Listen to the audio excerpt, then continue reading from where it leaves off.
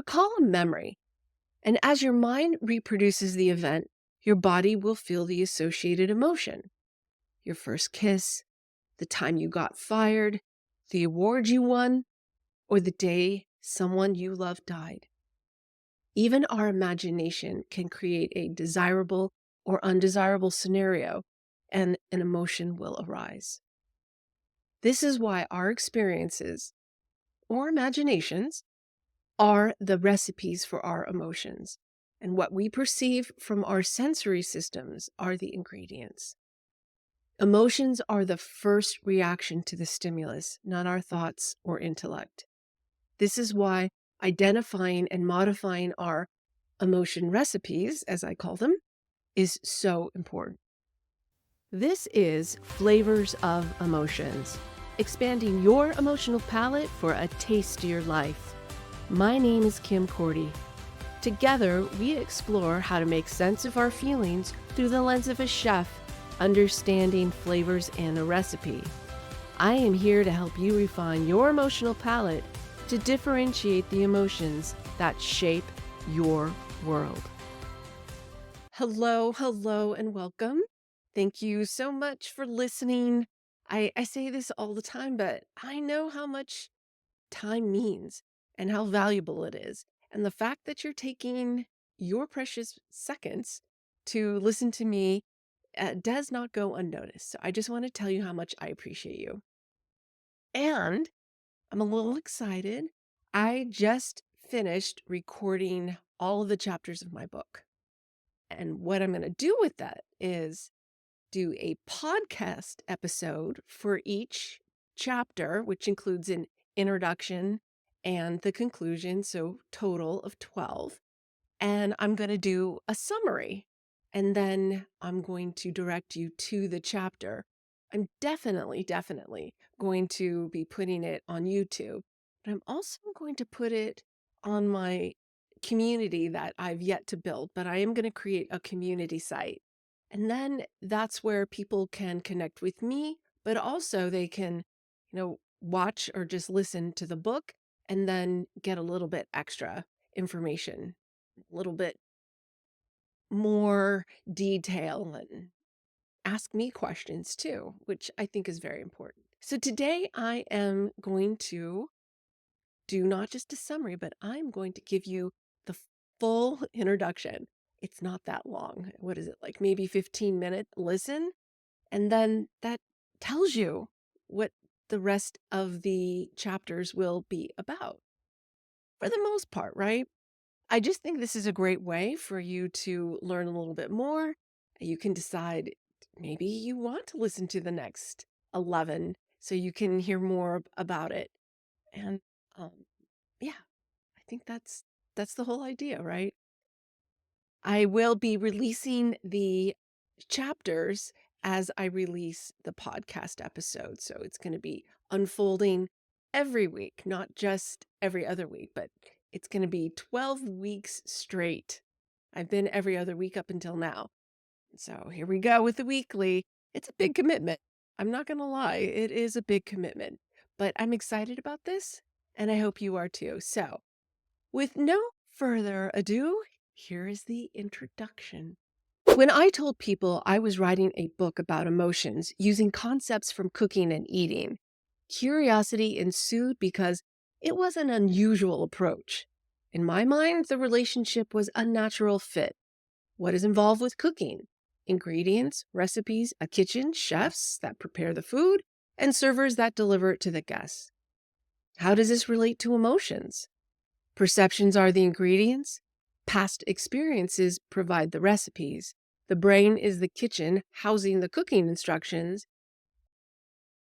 And neurons act like chefs preparing the meal. We even have servers that deliver the final dish to the body. Lastly, we taste it when we connect to the body's signals that tell us what's cooking. Recall a memory. And as your mind reproduces the event, your body will feel the associated emotion. Your first kiss, the time you got fired, the award you won, or the day someone you love died. Even our imagination can create a desirable or undesirable scenario, and an emotion will arise. This is why our experiences or imaginations are the recipes for our emotions, and what we perceive from our sensory systems are the ingredients. Emotions are the first reaction to the stimulus, not our thoughts or intellect. This is why identifying and modifying our emotion recipes, as I call them, is so important. The connection between food and emotions is relatable and consumable, pun intended. Food can taste yucky and we can feel yucky or disagreeable. Yummy foods are incredibly delicious and evoke feelings of satisfaction. Savory foods are more salty or spicy than sweet, like a steak or a bowl of chili, just like a spicy or a salty mood. In sweet, the word says it all regarding food and feelings. As a kid, I felt happy snacking on my grandmother's homemade fudge made from scratch. She didn't know how to cook from a box. With food, if it doesn't taste good, we blame the chef. Much in the same way, many of us blame others for emotions that don't feel good. While yes, our surroundings provide the ingredients or the perceptions from the people and things around us, we are the ones with the recipes. These are prior experiences we use to construct our current emotions. While it might be easier to spare our ego by blaming someone else, it leaves us helpless to the actions of others. The idea behind an emotion recipe is that we can modify or stop cooking it altogether. But to change it, you must be able to taste it. After all, how would a chef know if the dish isn't suitable without tasting it? Because of years spent developing their palate and their cooking skills, they can quickly determine if the dish is good to go or if it's missing something. I propose the same is true with emotions. As we develop our emotional palate and our cooking skills, tasting the flavors of our emotions or identifying our feelings becomes more manageable. Taste our feelings? Yes. When we taste food or drink, we perceive the flavors. It is a sensory experience, and so are our emotions. The world and our body constantly provide incoming sensory data that the brain must interpret, including what we consume in food and drink. The same is also true of our emotional experiences. With its 100 billion neurons containing 100 trillion connections, the brain determines the meaning of sensory signals, making a best guess or prediction of what they mean. It is a guesstimate of what we see, hear, taste, feel, think, and our behaviors. I will share some of the wacky ways our brain predicts our sensory signals and filters what we deem as reality. We taste our emotions when we can perceive the signals our body sends us, communicating our feelings. But here's the part I never thought about until I started on the journey leading to this book. Emotions come in two flavors. We have the feelings that tell us we are hungry, thirsty, tired, need to use the restroom, or notice our beating heart. Our heart always beats, but we only feel it when the brain wants our attention. We also have the feelings that tell us we are happy, in love, angry, or mad. It can be easy to get these two quote unquote flavors of feelings mixed up. Are we tired or are we sad? We feel these two kinds of emotions because of a sensory system called interoception, or the sense of how we feel inside. Many people will read the word interoception and confuse it with the word interception, as when a football player catches the other team's ball. Think of interoception, or awareness of those internal signals, as how you catch your feelings. You will be very familiar with this term by the end of the book because it is super important to our mental and physical health. You will also understand why and how our feeling states entangle with our physical condition, how a change in our emotions instantly impacts our immune system, why our physical state determines how well our brain can predict our feelings, and how we affect the emotions of others, and vice versa. Interoceptive awareness helps us listen to the waves of communication from our bodies. It also allows us to listen to our intuition, our instinctive guide that tells us to go one way or another. We all have it, but not all of us trust it. As you connect to what it feels like when your intuition is correct and how it feels when you are wrong, your awareness increases, giving you confidence in your decision. How do we transition from blaming others for our feelings to owning them?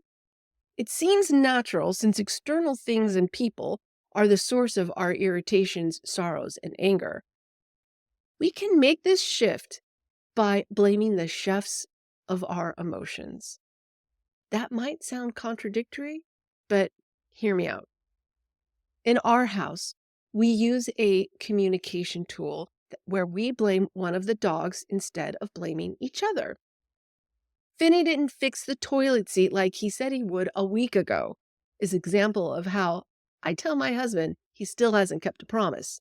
He will do similarly with me when I leave stuff around the house, or he calls it a trail of my things. In the case of the toilet seat, we both know that Finnegan and his sister Fiona, two of the cutest dogs to ever walk this earth, are not to blame.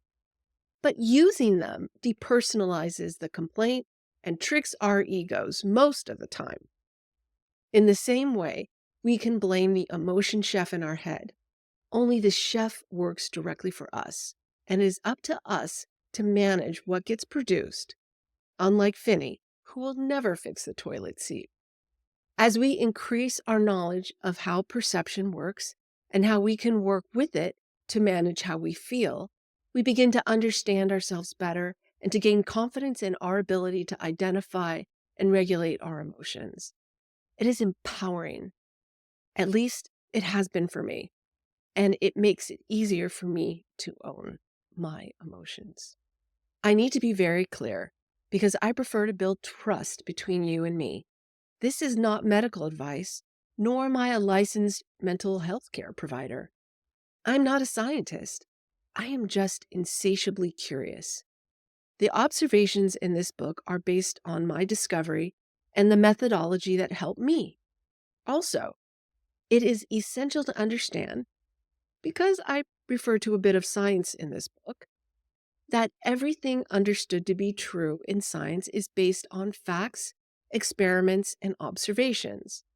Some theories are more well proven than others. Theories remain until evidence proves them otherwise. For example, at one point in time, the Earth was believed to be flat. You might be surprised that people still believe this to be true.